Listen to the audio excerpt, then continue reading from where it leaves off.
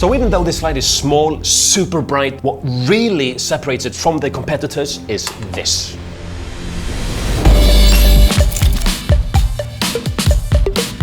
My name is Paul, filmmaker and photographer, and if you're new to this channel, on this channel we do gear review, tutorials regarding filmmaking and photography in general. So if this interests you, consider subscribing, and let's start off with challenging the Weeylite a little bit.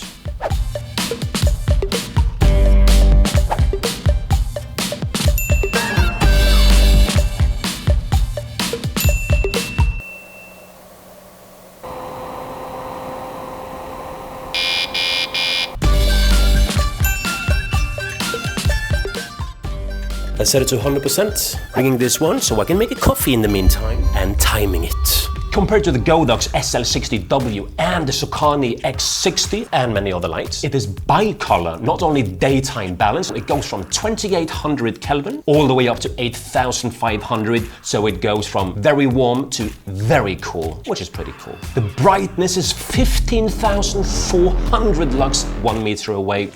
I don't think so. Compared to the Godox SL-60w, which is my main light, which is 4,100 lux. You can control it with this little remote, or obviously using your phone as well. And apart from being bicolor, you do have some effects included. My favorites being fireplace, probably. I don't think that you're gonna use the effects too much, but at least you have some effects included if you really want to use them.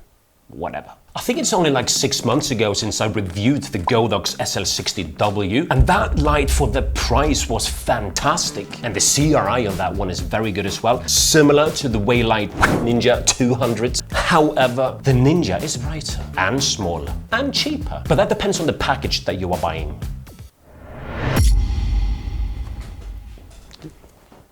Did the light just go off? Depending on the package that you are buying, you also have a carrying case, which is surprisingly roomy. You probably can fit 2 spotlights in this one. Anything else? Oh, yes! This little plastic protector, don't throw it away, because this one is fantastic if you travel or, you know, if you have to put the light into the carrying case. I have problems talking right now. It's too hot. Can you see that I'm sweating? So even though this light is small, super bright, what really separates it from the competitors is this. Battery plates that you connect directly to the light. And the cool thing is that you already have these screws there, so you don't need to have like your pocket knife or something like that. Connect the batteries and the cable, and you're, oh my, it's bright. This is on 1%.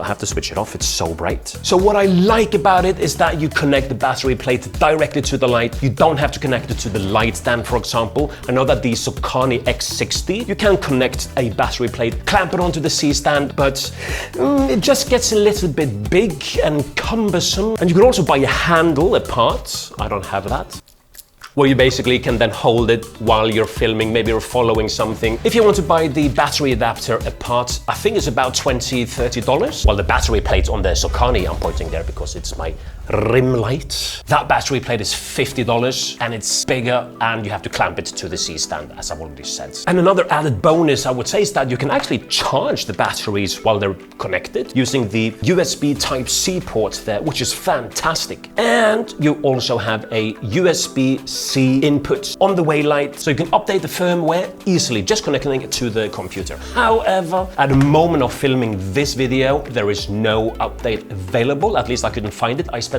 hours looking for a file, but I couldn't find it. What else do we get in the goodie bag? You get a super long power cable, and you don't have like half a meter there and then the power block, which keeps on dangling, which they do there, everywhere. So I like it. Now the funny thing here is that it is not actually a balance mount, it's another mount. It's very small, handy. You do have the option of buying a balance mount adapter, so you can connect it easily and connect your soft boxes or whatever you have. Maybe you have a bigger thing. You do also have the option of buying a softbox that you can connect directly to the Weeylite, which is the VP45. Kitting. The yoke system is an RE rosette, meaning that you have the teeth, so it will not start to maybe drop a bit, because that is a problem with the Godox. You have to really tighten it.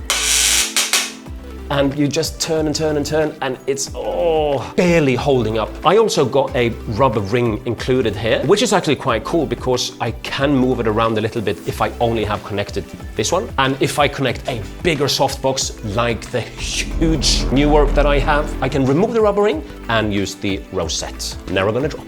Apart from that, the fan is noisy. It's the noisiest fan I have ever heard. They state on their site that this is a quiet light. It's not. However, you do have the option of switching the fan completely off. How long does it last?